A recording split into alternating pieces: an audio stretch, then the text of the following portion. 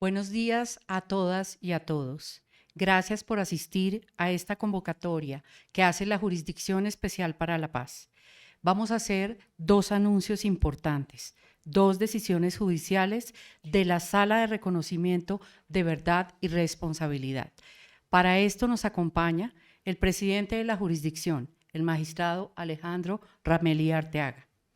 El magistrado Óscar Parra, presidente de la Sala de Reconocimiento de Verdad. La magistrada Catalina Díaz, vicepresidenta de la Sala de Reconocimiento y relatora del caso 06. Asimismo, la magistrada Nadiesda Enríquez, también de la Sala de Reconocimiento y relatora del caso 04. Para iniciar, doy entonces la palabra al presidente de la jurisdicción, Alejandro Rameli Arteaga. Adelante, presidente. Gracias, Patricia. Muy buenos días para todas y para todos. Un saludo muy especial a los medios de comunicación, a las organizaciones de víctimas que nos acompañan en esta mañana, igualmente a mis colegas de la sala de reconocimiento, el señor presidente magistrado Oscar Parra, la señora vicepresidenta Catalina Díaz y la magistrada Nadiesda Enríquez Chacín. Y efectivamente, como se acaba de anunciar, hoy vamos a presentar dos decisiones, dos imputaciones muy importantes.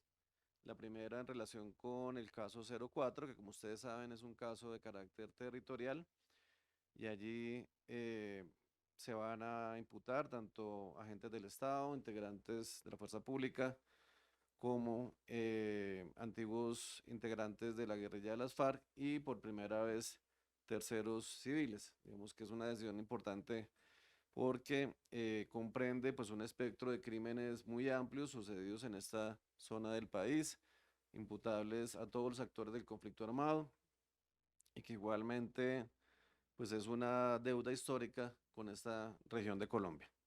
Y la segunda decisión tiene que ver con la primera decisión del caso 6, que a partir de hoy cambia su denominación, se titulará Genocidio contra los integrantes de la Unión Patriótica. Igualmente esta decisión es histórica por cuanto por primera vez se hace una macroimputación tan completa, tan extendida sobre los hechos de victimización de la Unión Patriótica y de esta manera la Jurisdicción Especial para la Paz le está respondiendo principalmente a las víctimas de este partido político, a sus familiares, pero igualmente al sistema interamericano, a la sentencia que condenó al Estado colombiano por estos hechos. Entonces, sin más preámbulo, los dejaría yo con mis colegas. Damos entonces la palabra al magistrado Óscar Parra, presidente de la Sala de Reconocimiento. Adelante, magistrado. Muy buenos días a todas y todos. Muy brevemente, desde la presidencia de la Sala de Reconocimiento, agradecerles a todas y a todos los presentes y un reconocimiento a mis colegas aquí presentes por el liderazgo en estos dos macrocasos. Como presidente de la Sala de Reconocimiento, quisiera destacar cómo estas dos decisiones muestran el avance de la Jurisdicción Especial para la Paz en la aplicación de la justicia frente a estos eventos macrocriminales y en la búsqueda de la verdad sobre lo ocurrido, particularmente en el genocidio contra el partido político Unión Patriótica y lo ocurrido en la situación territorial de Urabá.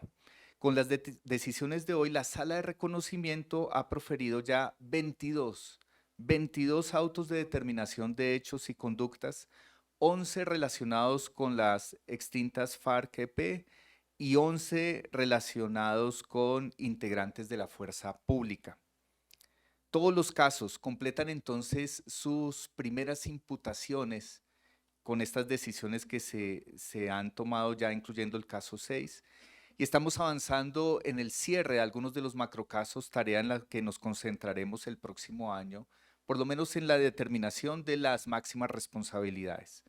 De la misma manera, la Sala ha avanzado en el reconocimiento por parte de los imputados en audiencias públicas que han permitido que el país conozca detalles desconocidos de lo ocurrido en el marco del conflicto armado. El fin de semana pasado, durante 3 días, 19 miembros retirados del Batallón de Artillería número 4 Jorge Eduardo Sánchez y del Grupo Mecanizado Juan del Corral en Antioquia respondieron por asesinatos y desapariciones forzadas presentadas como bajas en combate. los mal llamados falsos positivos.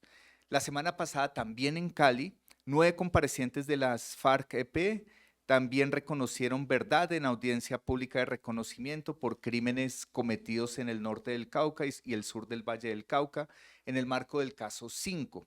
Y mañana y pasado mañana en Bucaramanga, exmandos medios del bloque Magdalena Medio de las extintas FARC-EP van a reconocer frente a la justicia y las víctimas por los secuestros que cometieron en esa región del país y otros crímenes en el marco del cautiverio. Por eso estas dos providencias que hoy presentamos se suman entonces a estos hitos judiciales que nos ayudan a consolidar la etapa investigativa que desarrolla la sala de reconocimiento y que definirán la ruta que tomará cada caso una vez pasen al Tribunal para la Paz. Muchas gracias. Muchas gracias al magistrado y al presidente por sus palabras introductorias y a continuación damos paso al video resumen del auto de hechos y conductas del macrocaso 04. Después del video tendremos la intervención de la magistrada Nadiezda Enríquez. Adelante el video. En Colombia, la verdad de lo que pasó en el conflicto armado es un requisito innegociable para dignificar a las víctimas y garantizar que lo ocurrido no se repita. Hoy la JEP da un paso histórico en ese camino y anuncia una decisión sin precedentes en el caso 04 que investiga la situación territorial de Urabá, una región atravesada por múltiples disputas armadas que dejaron a sus comunidades con profundas afectaciones. Por primera vez, en un solo auto de determinación de hechos y de conductas, la JEP imputa a comparecientes de las FARC-EP y de la Fuerza Pública, así como a terceros civiles, por hechos ocurridos en Urabá entre 1986 y 2002. La investigación de la Sala de Reconocimiento de Verdad de la JEP abarcó los municipios de Turbo, Apartadó, Carepa, Chigorodó, Mutatá y Dabeiba en Antioquia y en Chocó los municipios de Acandí, Unguía, Río Sucio y El Carmen del Darién. Sin embargo, como los comparecientes aportaron información relevante sobre otros territorios, fue necesario ampliar la investigación a distintas zonas de Urabá en Antioquia y Córdoba. Esto incluyó municipios como Tierra Alta, Valencia y San Pedro de Urabá, ubicados en la serranía de Abibe, un corredor estratégico que conecta la región y esclarece hechos en otros municipios que integra por conexidad.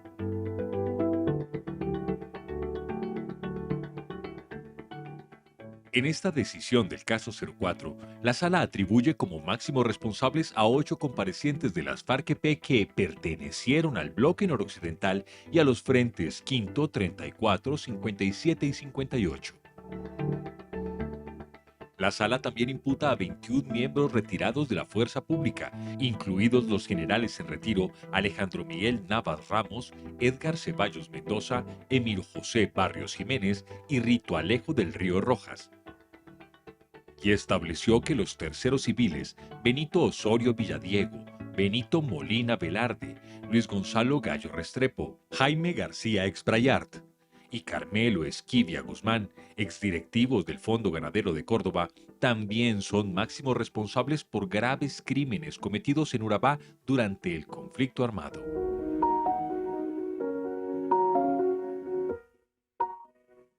Desde la apertura de este macrocaso territorial en septiembre de 2018, la Sala de Reconocimiento ha abordado un riguroso proceso de investigación y contrastación de la información, en el que analizó 115 informes de víctimas y entidades del Estado, realizó 287 inspecciones judiciales, 254 diligencias de versión voluntaria con 157 comparecientes vinculados al caso, 32 testimonios, información de más de 54.600 víctimas acreditadas y 56 diligencias de coordinación intercultural e interjusticias con comunidades étnicas.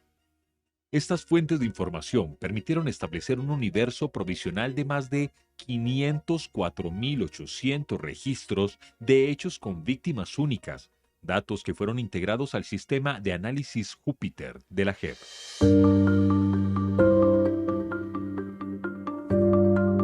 Este proceso investigativo, dialógico y restaurativo incorporó enfoques diferenciales, étnicos, territoriales y de género. Su punto de partida fue la concertación de acuerdos con las autoridades de los pueblos indígenas Emberá, Gunadule, Unani y Zenú, así como con las autoridades negras y afrocolombianas de las regiones priorizadas. Este hito permitió un diálogo que hizo posible identificar daños y afectaciones diferenciadas, conectadas entre sí a partir de análisis intersectoriales.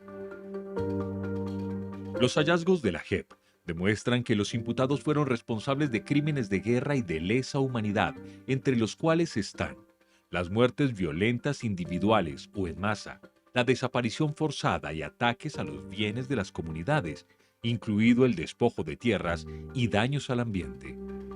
A esto se suman otras conductas graves como la privación ilegal de la libertad, desplazamiento forzado, tortura, violencia sexual en todas sus formas, y el uso de métodos de guerra prohibidos por el derecho internacional humanitario bajo la figura de ataques a la población civil.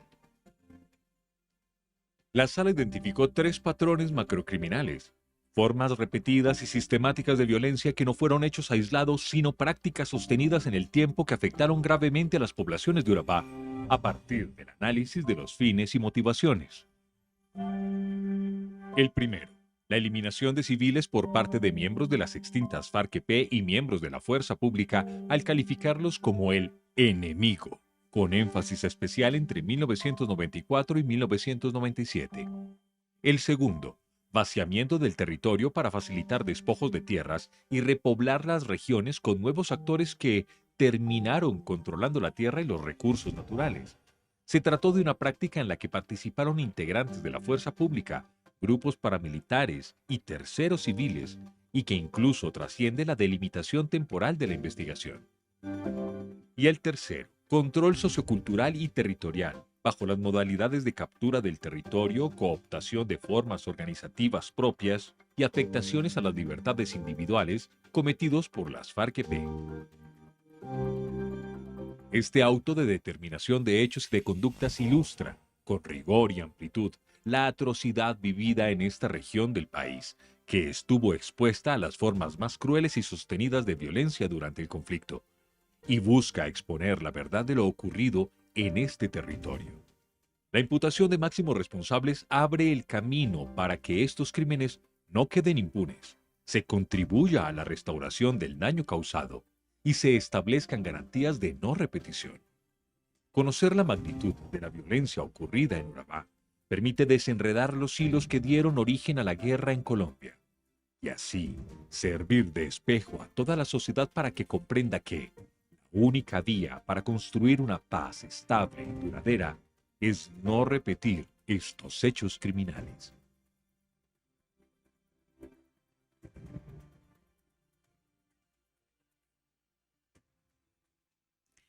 Damos ahora la palabra a la magistrada Nadiezda Enríquez, relatora del macrocaso 04. Adelante, magistrada. Bueno, muchas gracias. En esta presentación, más que repetir lo que ya estamos explicando en el comunicado, en los documentos que le estamos compartiendo y también en el video, quiero señalar como los aspectos relevantes que son de más difícil comprensión en este modelo de investigación territorial. Yo quiero empezar por ello, contándoles que este método territorial, este abordaje territorial desde el enfoque, nos permite centrarnos en las relaciones, más que en el hecho o en la conducta. Estamos intentando develar fines, motivaciones, las causas que determinaron estas conductas, estos crímenes. Y esto en una mirada retrospectiva y prospectiva que nos permite también, desde el inicio de la investigación, tratar de que esto sea restaurativo desde el mismo inicio. Es por eso que en esta sala nos está acompañando una cantidad de símbolos que representan la participación de las víctimas en el territorio. En este momento nos están viendo varias víctimas, muchas víctimas participantes en la sala espejo de Apartadó, están en este momento reunidas y nos están viendo y nos están escuchando, están participando de esta rueda de prensa. Y es también por ellos y es con ellos que se ha hecho este caso. Cada uno de estos elementos representa a las luchas sindicales, a las mismas luchas de la UP en el territorio, la victimización y la resiliencia de las mujeres víctimas de violencia sexual, que es representada en las flores que algunas veces nos regalaron. Están las artesanías, los canastos, tanto del pueblo Gunadule como del pueblo Embera. Están las molas, tan características de esta región del Chocó. Están el bastón de mando que nos regaló en algún momento la ONIC, y así cada uno de los elementos que nos acompañan representan esa participación, ese afecto que las víctimas han demostrado por este caso y por supuesto el compromiso que esto significa de todos nosotros para que no se repitan estos hechos violentos. Esa metodología territorial nos permite entonces integrar diferentes tipos de actores en el territorio y entenderlo desde una mirada focalizada en unos municipios específicos y en unas temporalidades específicas. Para lograr adelantar esta investigación debimos partirla en dos, porque la cantidad de información que estábamos recogiendo, que estábamos debiendo analizar era demasiada y esto nos dificultaba lograr dar resultados en el tiempo establecido para ello. De forma que tenemos una primera presentación de lo que sucedió en esta situación territorial, en esta dinámica territorial de Urabá entre los años 84 y 2002. Estos límites determinan unos hechos victimizantes hito, de los cuales vamos a hablar, y un momento también icónico que modifica la dinámica del conflicto en el territorio. Es a partir de estos momentos, de estas dos temporalidades, que se definen lógicas de la guerra, pero también lógicas en las relaciones sociales, económicas, culturales, ambientales, políticas, económicas. Y estas relaciones es en lo que está centrado, en entender esas relaciones y cómo se articulan con el conflicto, con la guerra, con los intereses y los poderes que se manifiestan de forma violenta, es donde se centra esta investigación. Hemos investigado muchas fuentes, hemos contrastado muchas fuentes, hemos tratado de hacer análisis intersectoriales de esas fuentes, aplicando el modelo de investigación territorial. Lo relevante de esta investigación entonces y del manejo de las fuentes es que nuestra principal fuente es directa, es fuente principal, primaria. Nos vamos a las víctimas, nos vamos a los comparecientes, nos vamos a los que vivieron en el territorio y que tienen algo que contarnos desde sus recuerdos, desde su vivencia, pero también desde sus publicaciones. Es un territorio con muchos pueblos étnicos, de forma que resalto allí la forma en que articulamos la participación de estos pueblos étnicos como fuente de información primaria. Participan 808 personas acreditadas de forma individual. Cada una de ellas nos da en su acreditación el relato de lo que ocurrió. Asimismo, participan 131 sujetos colectivos. ¿Cómo logramos que todos ellos participen y lograr la información de cada uno de ellos? A través de entrevistas, a través de coordinaciones interculturales y interjusticias, a través de reuniones que están posibilitadas de un primer momento de acuerdos con las organizaciones, acuerdo con los pueblos indígenas y afrodescendientes de este territorio, de este amplio territorio. Esos acuerdos nos permiten traer la palabra de aquellas personas que están en los pueblos más remotos de la geografía del Urabá, del Chocó, del Darién y del Bajo Atrato, quienes a través de sus autoridades locales nos transmiten su vivencia, nos transmiten sus recuerdos, nos transmiten sus demandas de verdad. Estas pasan desde sus autoridades hacia sus representantes y nos llegan en versiones voluntarias. En todas las salas espejo se habilitó la participación de los representantes de víctimas para que hicieran las preguntas que salen del territorio. Y tienen la responsabilidad de llevarlas de nuevo al territorio. Así que todo el proceso de observaciones está construido con el traslado de versiones voluntarias, la participación de abogados y abogadas, la palabra de los mayores, la palabra de los sabedores, la palabra de quienes vivieron la tragedia en sus territorios y llega a nosotros a través de observaciones, a través de nuevas preguntas que han tratado de responder todos y cada uno de los comparecientes, y es allí donde está el otro plus de esta investigación. La mayoría de los hechos son inéditos, nunca fueron denunciados. No existe Estado en la mayoría de los pueblos donde estamos trabajando. No hay formas claras de comunicación, sino es el de voz a voz. De forma que nos llegue a nosotros hechos que nunca antes habían sido contados por sus víctimas, nos permitió llevárselas a los comparecientes desde sus propias vivencias, desde sus detalles, y desde allí también el recuerdo de los comparecientes y el compromiso con responder a las víctimas fue palpable.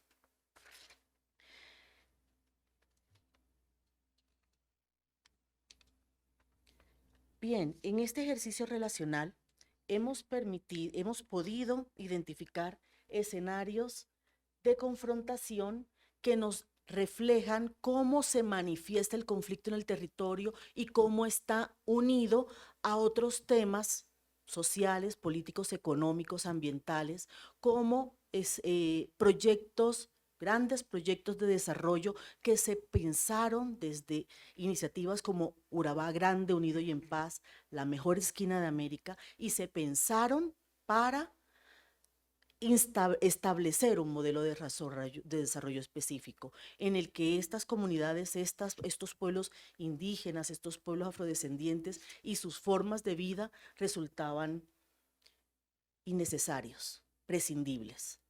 Esto determina la expulsión de una gran cantidad de población de estos territorios.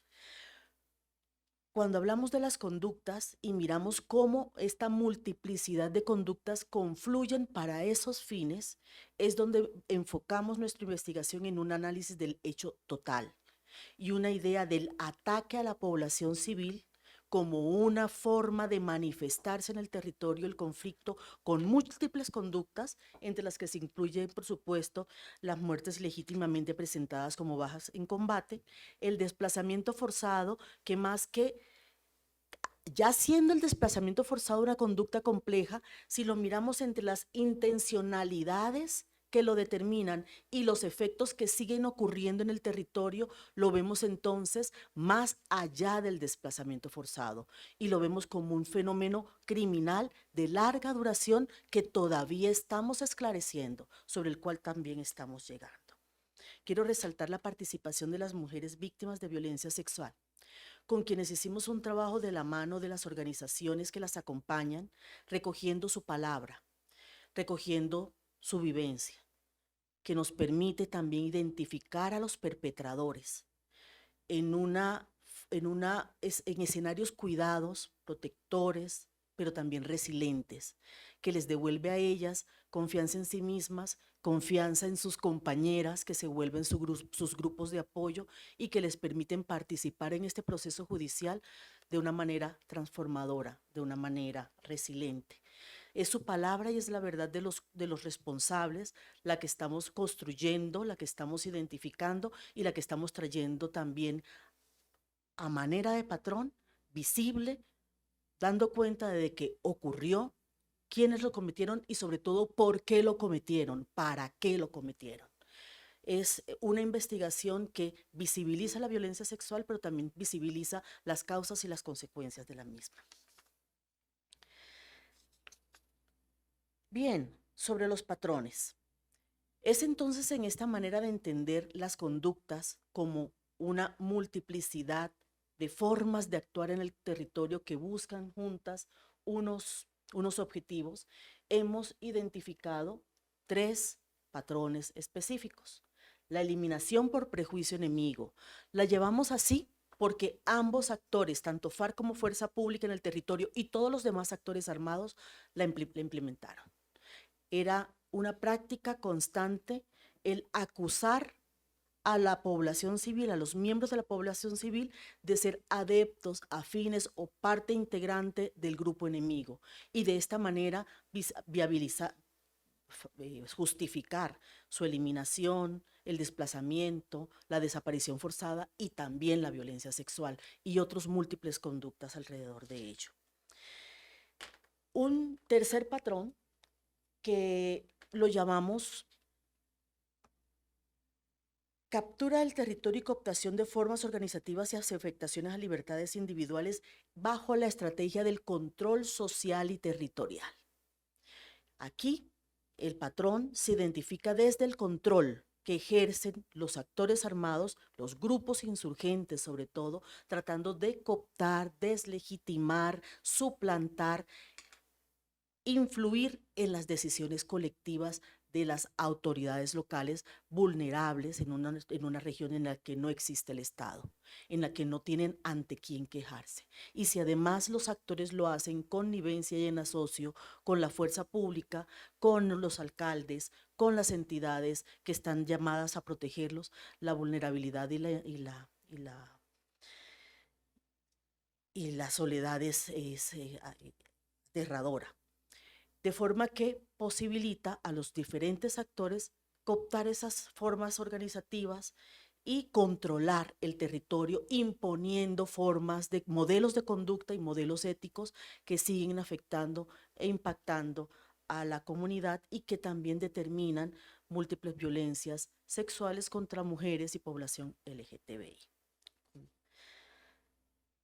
El segundo patrón identificado, y es en el que las temporalidades temporales se nos alargan y empiezan desde desde los 80s, y seguimos hoy viviendo las consecuencias de ese fenómeno criminal que tiene diferentes momentos. Nosotros caracterizamos a través de hechos ilustrativos que nos permitieron en esta primera temporalidad investigada hasta 2002 caracterizar una parte de este fenómeno, y es lo ocurrido en la región de las Tulapas, además de la región del Bajo Atrato, y en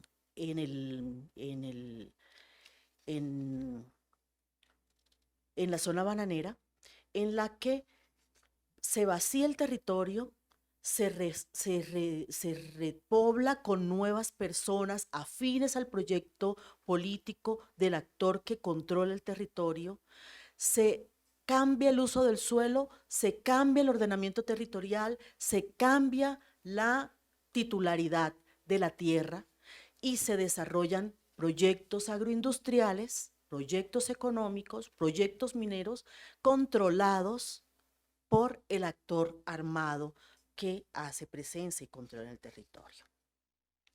Tenemos diferentes hechos ilustrativos.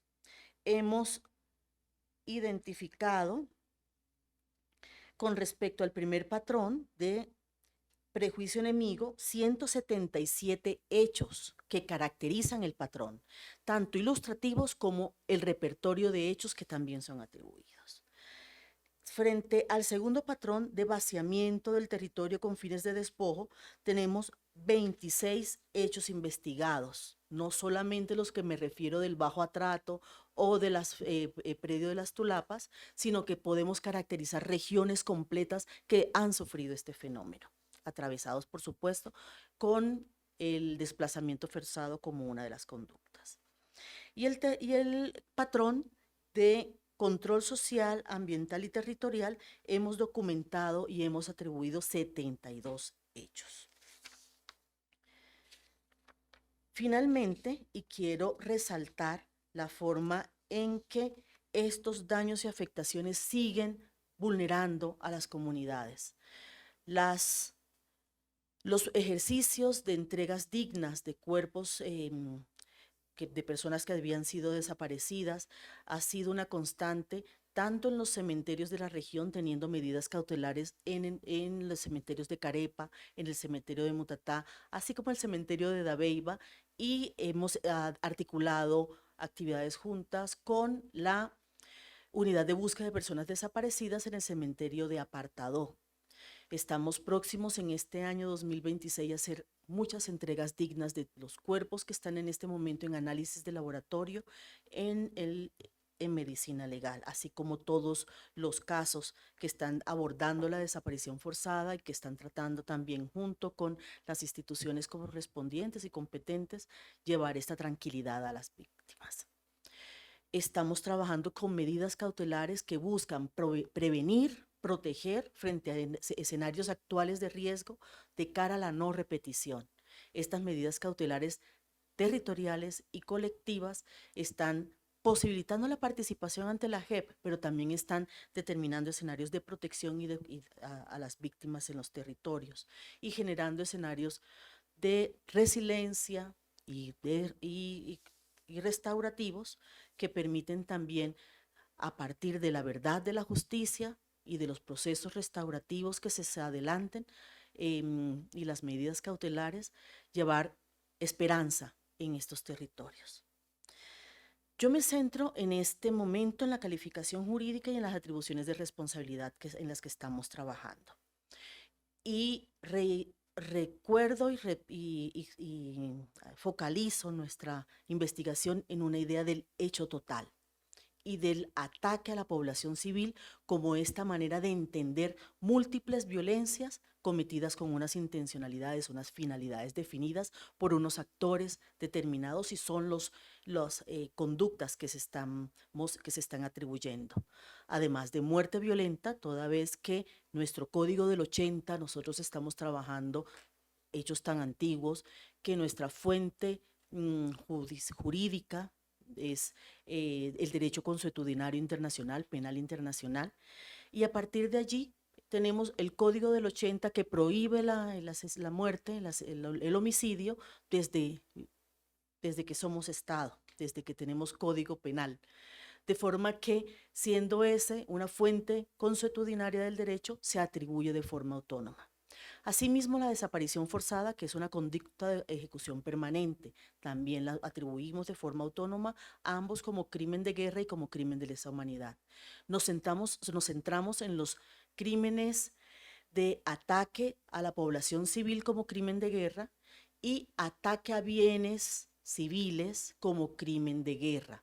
De esta manera recogemos a través del derecho consuetudinal las violaciones a el medio ambiente, los grandes ataques a la población civil que produjeron un terror inenarrable, innombrable en todas estas comunidades, con el uso de cilindros, de uso de minas antipersonales, incendios de ranchos, incendio de cultivos, unas formas atroces que generaron mucho miedo, mucho terror en la comunidad, generaron muchas afectaciones. Son comunidades en las que nunca nadie les ha dado nada. Si hay una escuela, si hay un puesto de salud, si hay una sede comunitaria, la construyeron con sus propias manos. Y si un cilindro y si una bomba las destruye, sencillamente no va a volver a estar, porque nadie los va a construir, nadie las hizo antes, no tienen condiciones para hacerlo ahora. Así que los efectos de esos ataques a los bienes civiles, además de ser un perjuicio a comunidades étnicas, son una grave afrenta a territorios que no tienen quien los proteja, que no tienen una presencia del Estado. Y asimismo la atribución de la responsabilidad a las personas que de forma directa ordenaron, ejecutaron, participaron, así como aquellas que estaban implementando la actividad aun cuando no estén en el campo de batalla, entendiendo que existen unos niveles superiores de responsabilidad mediata, que es aquellos que sin participar en las hostilidades pueden ser beneficiarios, financiadores, inspiradores de esta cruenta guerra. Nosotros no estamos atribuyendo responsabilidad inmediata en este auto, puesto que todos los que encontramos participaron de una forma clara, directa e indirecta en las hostilidades, en el crimen, en sus motivaciones y se benefician también de lo ocurrido. Y de esta forma Esperamos también con la participación de las víctimas satisfacer sus expectativas de verdad, sus expectativas de justicia y poder seguir desarrollando proyectos restaurativos que lleguen de la mano de los comparecientes que reconozcan responsabilidad a reconstruir los lazos sociales, los tejidos sociales, a reconstruir las comunidades, a reconstruir confianzas y a posibilitarnos un futuro en una paz estable y duradera en este territorio. Muchas gracias, magistrada. En el marco de las dos decisiones que estamos anunciando el día de hoy, damos paso al segundo video que da todo el contexto del macrocaso 06, genocidio contra la Unión Patriótica. Adelante. Durante más de 2 décadas, entre 1984 y 2007, el partido Unión Patriótica, UP, enfrentó uno de los ataques más graves contra un movimiento político en la historia de Colombia. Hoy, la JEP da un paso decisivo en el esclarecimiento de estos crímenes con la emisión del primer auto de determinación de hechos y conductas en el macrocaso 06. Esta decisión de la Sala de Reconocimiento de Verdad de la JEP se basa en la contrastación de decenas de pruebas testimoniales y documentales que indican que el ataque contra la UP, sus dirigentes y militantes no fue incidental, sino que fue parte de un patrón macrocriminal sistemático que obedeció al propósito de destruir al grupo político. La Unión Patriótica surgió en el marco de los acuerdos de paz entre el gobierno de Belisario Betancur y la guerrilla de las FARC-EP en marzo de 1984, conocidos como los Acuerdos de la Uribe. El Consejo Nacional Electoral le reconoció personería jurídica al nuevo partido en agosto de 1986. Desde el comienzo, la UP fue concebida como una plataforma multipartidista que buscaba ampliar la participación política, trascendiendo la transición a la vida política de las FARC-EP. La UP se convirtió en la expresión y el espacio político de movimientos sociales y organizaciones de base como sindicatos, organizaciones campesinas, movimientos cívicos y organizaciones comunitarias. Sin embargo, agentes del Estado, incluidos influyentes militares retirados y oficiales activos, estigmatizaron a la UP señalándola como el brazo político de las FARC-EP. Esto a pesar de que desde febrero de 1987 la UP y las FARC-EP comunicaron oficial y públicamente su separación. La empresa genocida contra la UP cobró la vida de más de 5.700 personas que fueron asesinadas y desaparecidas forzadamente. En su investigación, la Sala encontró en los archivos de la antigua Brigada 20 de Inteligencia Militar, de la Brigada 17 y de la Primera División del Ejército decenas de documentos militares oficiales que equiparaban a la UP con las FARC-EP y reportaban el seguimiento de los dirigentes del partido. Para la inteligencia militar de la época, la UP no era un partido político legítimo, sino una facción de las extintas FARC-EP.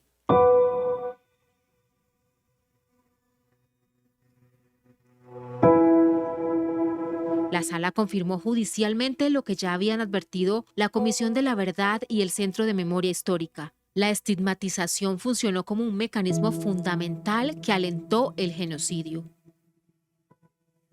Una de las pruebas de la construcción de la UP como enemigo militar hallada en los archivos de la antigua Brigada 20 es un listado oficial de 2.624 dirigentes y militantes de la UP, fechado en 1994, etiquetados como UP-FARC, con datos precisos de identificación y ubicación. 163 de estos militantes fueron asesinados, desaparecidos, desplazados, exiliados o tuvieron atentados. Con base en la contrastación del acervo probatorio, la Sala de Reconocimiento determinó que la violencia contra la UP, sus militantes y sus dirigentes fue masiva y extendida entre 1984 y 2016.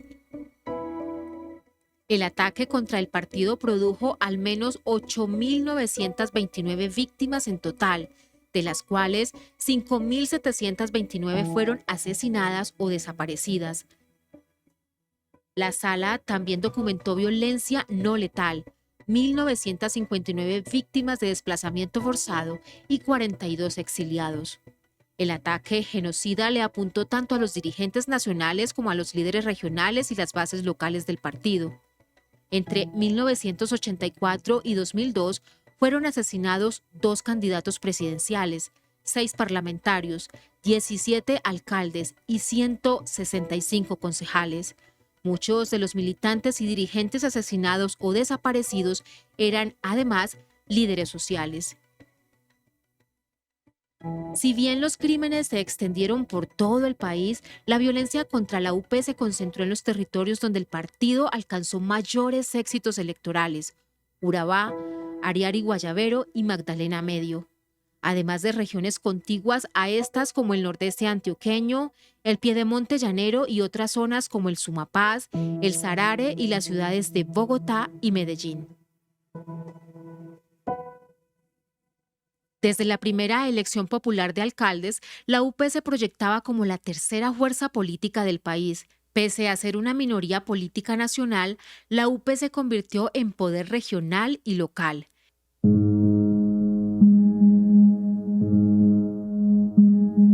El partido ganó la representación política en muchos de los territorios apartados y le dio voz en la esfera política nacional. El caso del Urabá y especialmente lo ocurrido en Apartadó en 1996 es emblemático e ilustrativo del patrón macrocriminal nacional. Allí se buscó destruir a la UP cuando el partido se había consolidado como poder político regional durante 10 años. La UP nunca perdió una elección popular de alcaldes en Apartadó mientras pudo participar en la contienda electoral. Apartadó concentró 1 de cada 4 homicidios contra miembros de la UP a nivel nacional en 1996. Esta sala estableció que 284 personas fueron víctimas del ataque contra la UP en Apartadó en 1996, de las cuales 112 fueron asesinadas y 159 desplazadas forzadamente. Por esto, la JEP imputó como máximos responsables del crimen de genocidio y de crímenes de guerra, de homicidio y de lesa humanidad, de exterminio, deportación, traslado forzoso de población y otros actos inhumanos a los siguientes oficiales retirados del Ejército Nacional: el mayor general Iván Ramírez Quintero, al brigadier general Rito Alejo del Río Rojas, el coronel Jorge Luis Mejía Rosas y los tenientes coroneles Eduardo León Figueroa Cifuentes y Manuel José Pérez Pérez. La JEP encontró que estos altos mandos militares contribuyeron a la destrucción de este partido político mediante la estigmatización de la UP como el brazo político de las FARC-EP y la segregación de los miembros del partido. Le garantizaron protección a otros grupos políticos mientras abandonaban a los militantes de la UP, dejándolos en manos de los paramilitares. De hecho, la sala determinó que los máximos responsables imputados contribuyeron a la destrucción del partido político mediante el despliegue de mecanismos de acción conjunta con los grupos paramilitares consistentes en el desarrollo de operaciones conjuntas, coordinación operativa, el suministro de información de inteligencia y la invisibilización de la identidad de las víctimas y del accionar criminal de los paramilitares en los reportes oficiales. En junio de 1996, el entonces ministro del Interior, Horacio Serpa Uribe, advirtió en sesión plenaria del Consejo de Apartadó, con participación del general retirado Iván Ramírez Quintero, entonces comandante de la Primera División del Ejército. Abro comillas, hay que buscar cómo proteger a los dirigentes de la Unión Patriótica. Cierro comillas. Sin embargo, ni la Primera División ni la Brigada 17 del Ejército Nacional tomaron medidas específicas ni efectivas para proteger a la UP. De hecho, preguntado por este episodio, el general Ramírez Quintero reconoció ante la JEP que no tomó ninguna medida para proteger a la UP. La campaña genocida se dirigió a aniquilar el proyecto político de la UP, borrando sus liderazgos y su obra de gobierno. el exalcalde de Apartadó, José Antonio López Bula, quien fue víctima de judicialización infundada y finalmente tuvo que huir al exilio, describió así el nivel de aniquilación en Apartadó. Le apostamos y dimos muestras de apostarle, de querer transitar y ayudar a que esa región transitara un camino distinto. Sin embargo, eso no paró la violencia contra la Unión Patriótica. Todo lo contrario. Se recrudeció y nos borraron hasta el último funcionario, hasta el último concejal, hasta el último dirigente barrial, hasta el último dirigente cooperativo, hasta el último dirigente comunal. No dejaron piedra sobre piedra. El genocidio tuvo rostro. Una de las 284 víctimas determinadas por esta sala fue Bartolomé Cataño, concejal de la UP, dirigente comunista, líder campesino y fundador del corregimiento San José de Apartadó, asesinado en la terminal de transporte el 17 de agosto de 1996. Su hija Laura Cataño nos cuenta quién fue Bartolomé Cataño y comparte la experiencia de la estigmatización que se afirmaba aún después de su asesinato. Bartolomé Cataño fue un hombre muy fuerte, fue un hombre con muchos valores, fue un líder muy representante de toda la comunidad. Él solamente no velaba por el corregimiento de San José, sino por las 32 veredas que hacen parte del corregimiento de San José de Apartadó.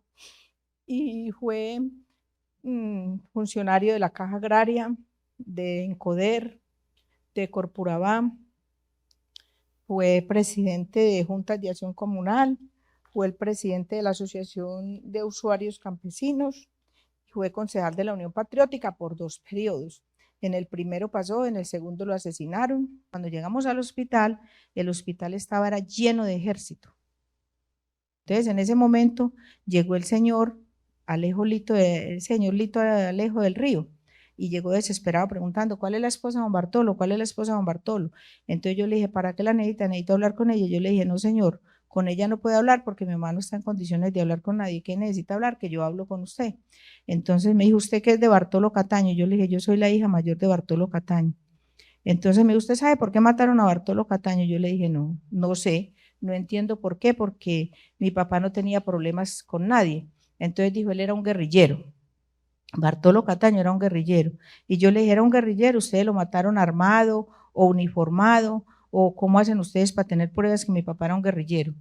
Entonces dijo, es que su papá era un guerrillero sin arma. Su papá era un guerrillero que no portaba armas, sino que era un político de las FARC. Y yo le dije, qué pena decirle a usted, señor, pero mi papá no era ningún guerrillero ni ningún político de las FARC. Mi papá simplemente es un campesino. Los sobrevivientes fueron obligados a huir, enfrentando la constante persecución y la ruptura de sus proyectos de vida ligados al proyecto político de la UP. La proyección política que tenía la Unión Patriótica en la región era siempre el beneficio de las clases menos favorecidas en el sector rural y en el sector urbano. Y fue en esa forma que la UP logró obtener el apoyo incondicional de la mayoría de los habitantes de la región de Urabá. En esas condiciones, nosotros nunca se nos puede olvidar que teníamos proyecciones personales también. Yo pensaba presentarme después como candidato a la alcaldía de Chigorodó en la próxima elección, después candidato a la asamblea departamental y después ser candidato al Parlamento colombiano. Situación que fue pues truncada. La experiencia de una esperanza devenida en terror hace parte del sinsentido que aún pervive entre los sobrevivientes. Esneda del Socorro López, exfuncionaria pública de la alcaldía de Apartadó y líder de víctimas en este municipio, describe así esta experiencia. Entonces eso fue, verdad, en esa época una barbarie cruel para la Unión Patriótica por el hecho de ser Unión Patriótica, por ofrecerle al pueblo colombiano la esperanza de un futuro mejor. El ataque contra miembros de la UP buscó la destrucción del partido, configurando el delito de genocidio contra un grupo político, conforme al artículo 101 del Código Penal colombiano. Con base en estos hallazgos, la JEP determinó que el caso 06 ahora se llamará Genocidio contra el Partido Político Unión Patriótica.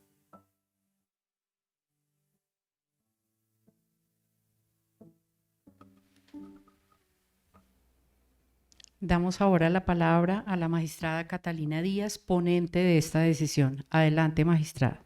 Bueno, muchas gracias a todas y a todos por acompañarnos en la comunicación de este auto de determinación de hechos y conductas. Como ustedes vieron, el video lo dice casi todo.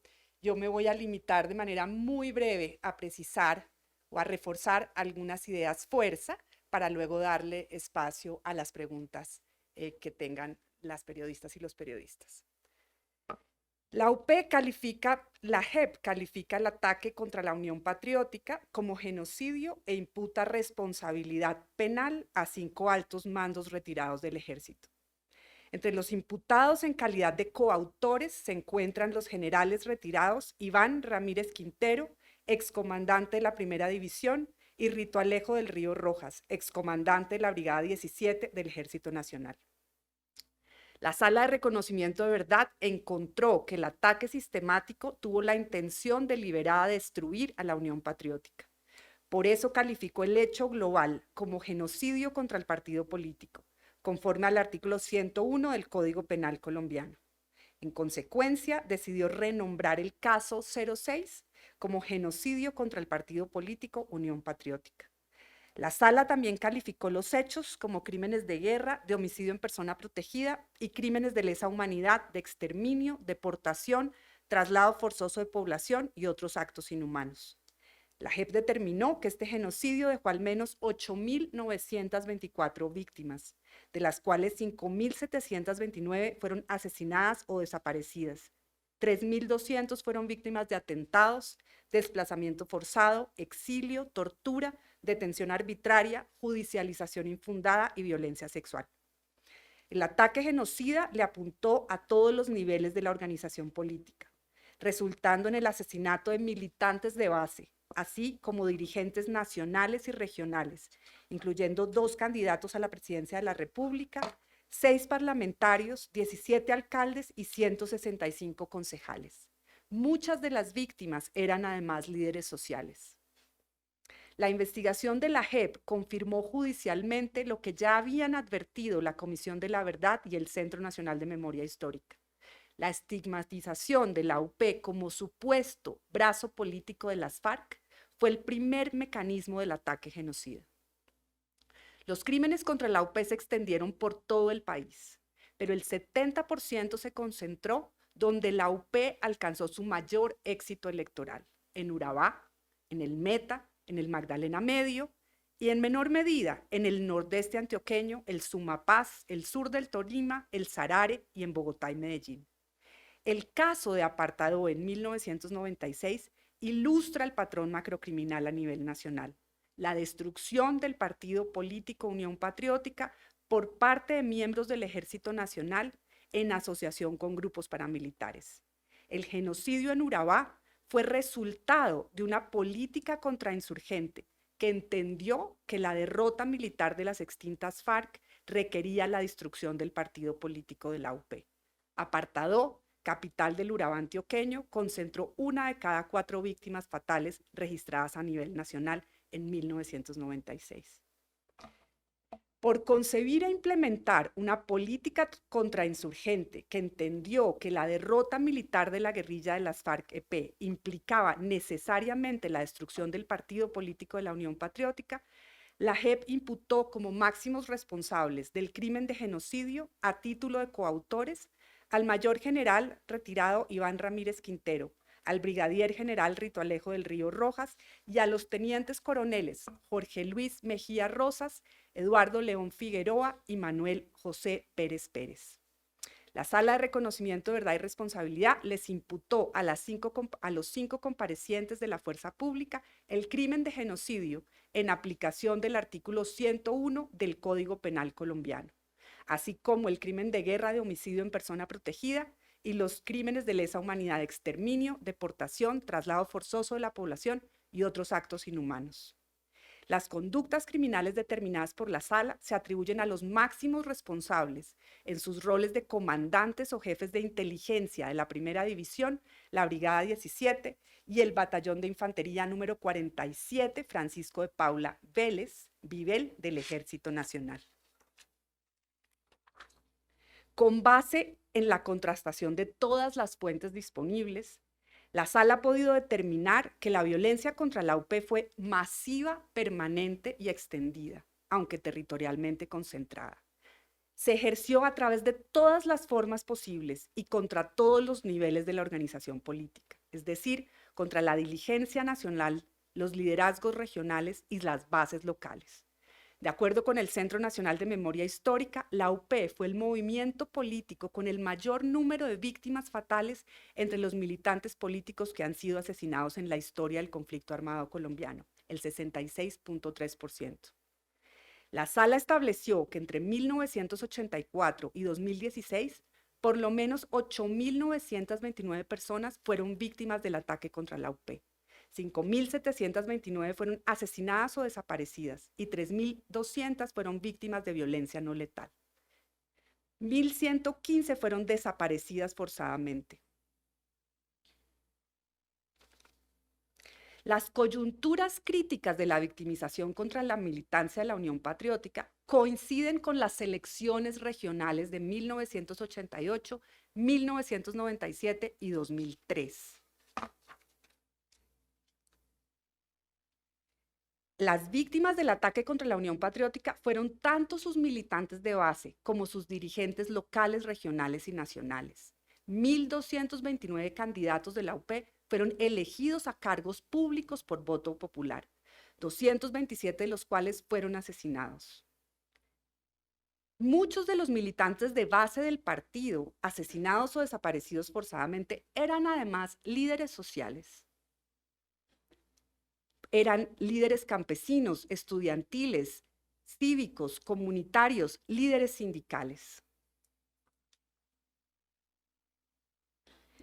Contrastando las versiones voluntarias de los comparecientes del caso, los informes y testimonios de las víctimas y decenas de documentos oficiales hallados en los archivos de las Brigadas 20, la Brigada 17, así como la Primera División del Ejército Nacional, la Sala confirma judicialmente lo que ya habían advertido el Centro de Memoria Histórica y la Comisión de la Verdad.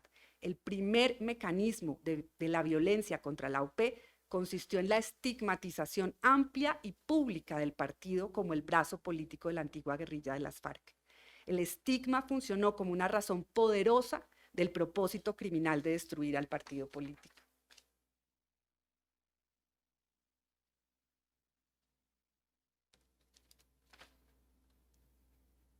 Además de las declaraciones públicas, la Sala pudo constatar la estigmatización contra la UP en los documentos oficiales hallados en la Brigada 20 de Inteligencia Militar y la Brigada 17 del Ejército Nacional.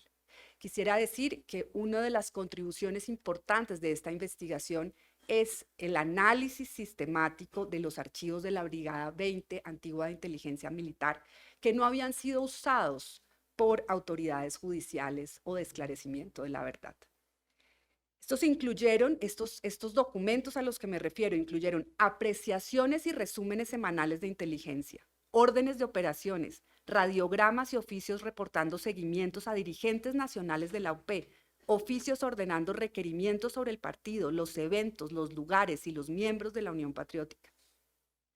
Los documentos se inscriben en un lapso de varios años que va desde 1987 hasta 1994, todos ellos fechados después de que la UP anunciara públicamente su separación de las FARC. En el archivo de la Brigada 20 se encontró una lista a varias columnas, fechada el 11 de agosto del 94, con 2.640 miembros de la Unión Patriótica, etiquetados explícitamente como UP-FARC. El listado incluye la descripción de cada una de las personas como líder departamental o local, indicando el territorio específico. En muchos casos aparecen direcciones y números telefónicos. Del total de esa lista, 235 dirigentes fueron victimizados. El listado incluye 100 dirigentes de la UP en Urabá. 17 fueron víctimas de distintos crímenes, entre ellos los diputados a la Asamblea de Antioquia, el primero desplazado, la segunda exiliada, Gustavo Arenas Quintero, Beatriz Gómez Pereáñez, el concejal de apartado Arsenio Córdoba, asesinado en el 96, el secretario regional del Partido Comunista en Urabá, Apolinar Martínez, asesinado en el 2004, el exalcalde de Chigorodó, Carlos Andrés Pérez, víctima de judicialización infundada, y los dirigentes viviendistas Huber Quintero, asesinado en el 93, y Nahún de Jesús Orrego, víctima de judicialización infundada y de prisión ilegal por más de 10 años. La sala determinó que el ataque genocida contra la UP estuvo correlacionado con el éxito electoral del partido político. La UP es un caso emblemático, el Urabá, la UP en el Urabá es un caso emblemático de ese hallazgo. Desde el comienzo, los resultados electorales de la UP fueron reveladores. El partido se proyectaba como la tercera fuerza política del país. Una tercera fuerza política de izquierda, que no provenía de los partidos políticos tradicionales. Aún más, la UP se fue constituyendo en mayoría política en algunos escenarios regionales y locales. Prevaleció en los consejos municipales de 24 municipios, lo que le otorgaba, antes de la elección popular de alcaldes, el derecho a que el gobierno nacional designara un alcalde miembro de dicho movimiento. La geografía de los resultados electorales de la UP reveló que el movimiento político se erigía como la representación política de regiones históricamente marginadas y discriminadas. Urabá fue un ejemplo paradigmático de lo anterior. La UP era el poder local y regional consolidado en el eje bananero, con epicentro en Apartadó, así como en el sur del municipio de Mutatá. Fue una fuerza política regional relevante también en el Urabá chocuano. Fue el poder local consolidado por una década en Apartadó. En este municipio nunca perdió una elección popular de alcaldes y fue la fuerza política mayoritaria en el Consejo Municipal entre el 86 y el 92. Así, el Urabá es emblemático e ilustrativo de la manera como se construyó el estigma, así como de la forma en que éste funcionó como razón y justificación del ataque genocida. El éxito social y político de la izquierda en el Urabá fue presentado como la materialización de la amenaza comunista. Se señaló a la región como un territorio insurgente que amenazaba la integridad de la nación. Urabá fue presentado en el discurso público como la esquina roja de Sudamérica, con la doble acepción del rojo como peligro y como comunismo, y el de la esquina como foco de propagación continental de la amenaza comunista. Hemos encontrado 3 modalidades distintas del patrón macrocriminal, pero teniendo en cuenta la hora, voy a ser de verdad sumamente breve. La primera modalidad consistió en la perpetración de asesinatos y desplazamientos de campesinos, obreros bananeros y sindicalistas, mediante el asalto a fincas bananeras y campesinas en zonas de influencia de la UP con el propósito de destruir a la base militante del partido. La segunda se refiere a la ocurrencia de asesinatos y desplazamientos forzados de representantes políticos, funcionarios públicos de la administración municipal y líderes comunitarios de la UP, mediante la práctica del sicariato en el casco urbano, cuyo propósito era arrasar el liderazgo del partido. La tercera modalidad consiste en la ejecución de masacres y desplazamientos forzados masivos en territorios con identidad upecista, mediante incursiones de comandos paramilitares o grupos mixtos conformados por militares y paramilitares.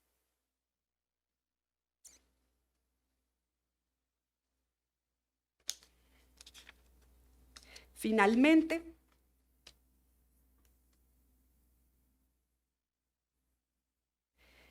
a partir de toda esta base fáctica, la sala determinó que el ataque contra la UP desplegado entre 1984 y 2007 con alcance nacional, respondió a la intención de destruir a dicho grupo político, en el sentido previsto en el artículo 101 del Código Penal colombiano.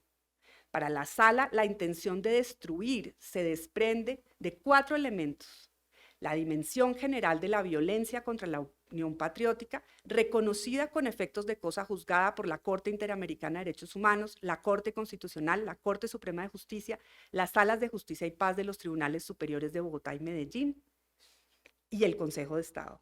2. El hecho de que los picos de violencia contra la UP no solo coincidieron con los lugares del éxito electoral del partido, sino que además estuvieron antecedidos por denuncias sobre la existencia de planes dirigidos a atacarla. Tercero, el hecho de que se atacaron repetidas veces a quienes ocupaban cargos directivos o representativos, tanto nacionales como regionales, así como a sus bases, hasta hacerla desaparecer del escenario político. Y cuarto, la coincidencia en los señalamientos como enemigo común por parte de los grupos paramilitares y miembros de la fuerza pública. La Sala le ha concedido a los 5 antiguos mandos del Ejército Nacional el plazo de 30 días para que decidan si reconocen o no la responsabilidad penal individual imputada.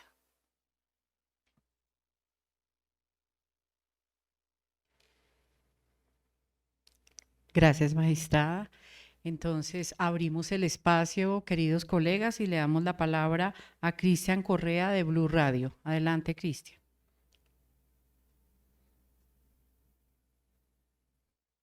Buenos días, magistrados. Buenos días para todos y todas. Son 2 preguntas. Una primero en ese orden, frente al caso de Urabá. ¿Cuál fue el papel que jugaron estos exfuncionarios del Fondo Ganadero Cordobés? ¿Cuál era como su papel en esa articulación? Y a la magistrada Catalina, frente al tema del cambio de exterminio a genocidio de la Unión Patriótica, ¿qué implicaciones penales tiene ese renombramiento del caso? Magistrada Nadiezda. Bien, muchas gracias a la pregunta. Bien, cada uno de los 5 atribuidos de imputados en esta decisión jugó un rol diferente. Son el primero, Benito Osorio. Benito Osorio era el gerente del Fondo Ganadero en ese periodo estudiado. Él entonces implementó las decisiones que se tomaron en la junta directiva del Fondo Ganadero, en la cual decidieron la compra masiva de tierras y fijaron unos valores mínimos que muy por debajo del precio comercial de los predios, bajo el entendido de que era una tierra muy barata. Asimismo, presentó a la junta directiva a Sor Teresa Gómez, quien era la delegada de la Casa Castaño, para desarrollar la estrategia de compra. Entonces, esa estrategia la implementa Sor Teresa y Benito Osorio la presenta en la junta directiva. En la junta directiva, Benito Molina, Gonzalo Gallo, García Esbrayat lideran, aprueban esta forma de compra y de cambio también de la razón social del Fondo Ganadero, de ser una entidad de fomento para los ganaderos, a volverse una entidad de compra masiva de tierras, con este proyecto que trajeron, que impulsaron y que lograron la votación favorable de los demás miembros del Fondo Ganadero. Hay algunos que sí tenemos información de que tenían también vínculos con los paramilitares dentro del mismo fondo, dentro de la misma junta directiva. Sin embargo, nosotros logramos pues identificar además que continúan con vida, la participación de estos 3 como una clara manifestación de su cercanía con los grupos paramilitares y su apoyo a este proyecto que cambia la razón social del Fondo Ganadero. Tenemos al asesor jurídico que se encarga de la negociación de los predios y de la titulación, a que muchos eran baldíos, había cartas de compraventa, no tenían una formalización jurídica clara, y él, junto con los funcionarios del ENCORA y de las notarías, que también fueron condenados, desarrolló este plan o esta actividad de legalización y de formalización de los predios a nombre del Fondo Ganadero. Y un rol muy importante lo desempeñó Cayo Restrepo, quien tenía en la cabeza el modelo de negocio. Era un modelo de negocio que buscaba hacer viable económicamente el Fondo Ganadero en esta ampliación del tipo y transformación del tipo de la razón social y de la función social que tenía el Fondo Ganadero en la región. Y a través de los negocios y el modelo de negocio que estaba diseñado junto con todos estos grupos de personas, hacen parte de un plan criminal y de una asociación, pues, para que se valía de la quema de los ranchos, del desplazamiento forzado, del terror, de masacres, de asesinatos selectivos que ocurrieron unos años antes, a principios de los 90, 94, fueron los primeros desplazamientos, y fue prolongándose de forma que con la población que se encontraba allí, cambiaron y trajeron nuevos habitantes, desplazaron a los antiguos habitantes, y con ellos desplegaron esta estrategia de vaciamiento. Años después, 98, 97, 96, empiezan las compras. Y aún hoy, después de las compras de los predios, 105 predios caracterizados en la justicia ordinaria, pero lo que hemos encontrado a través de las medidas cautelares es que y el apoyo de la Unidad de Restitución de Tierras, es que el despojo, el desplazamiento, los crímenes es enorme, de muchos predios más en 3 municipios diferentes que constituyen la región de las Tulapas. Más que el predio de las Tulapas, es la región de las Tulapas, participan otros actores, y esta transformación del suelo aún hoy afecta a una región que era un bosque, que era una despensa de alimento, que era una zona de protección del agua. Ahora es un muy extenso sembradío de teca, en la cual participa como una líder de este proyecto productivo la Reforestadora Industrial de Antioquia, la Gobernación de Antioquia, quienes son los propietarios de estos cultivos que están sembrados sobre tierra despojada de personas desplazadas. Es así como se configura, y aún hoy tiene efectos con muchos otros actores, el plan criminal que no se termina de consolidar, pero que está vigente. Gracias, magistrada. Adelante, Sí, magistrada Catalina. Gracias por la pregunta, que es muy, muy buena. El genocidio, el crimen de genocidio consagrado en el Código Penal colombiano, captura la intención de este crimen, que es destruir al grupo político. Ese es el gran punto y lo que aporta el crimen de genocidio, que estos asesinatos masivos y sistemáticos, desplazamientos masivos y sistemáticos, el exilio, la desaparición forzada de personas, se cometieron con un propósito específico, que era destruir al grupo político. ¿Por qué? Porque se veía como una amenaza en los territorios donde era exitoso electoralmente. Se pretendía desterrarlo de la escena electoral para que no siguiera siendo una fuerza política en ascenso y en el poder, como en el caso del Urabá. Mientras el exterminio captura simplemente, o no simplemente, un asunto muy importante, que es como la matanza extendida, pero el exterminio no denota cuál es el propósito del crimen. El genocidio tiene ese elemento adicional de denotar que el propósito es para destruir el sujeto colectivo, en este caso el grupo político. Gracias, magistrada. Tenemos dos preguntas remotas. La primera para la magistrada Ana Diezda, nos la hace el periodista Sebastián Orozco de la emisora de la Universidad de Antioquia y nos pregunta lo siguiente: sobre el macrocaso 04 en Urabá, ¿qué sigue con los reconocidos e imputados como responsables del ejercicio de crímenes dentro de los 3 patrones identificados? Afortunadamente, en el caso 4 hemos logrado muchos reconocimientos. Mucha de la información que hemos recibido, y como les dije en la presentación inicial, son hechos inéditos. No se conocían antes y los conocemos porque los comparecientes tomaron la decisión de hablar de ellos.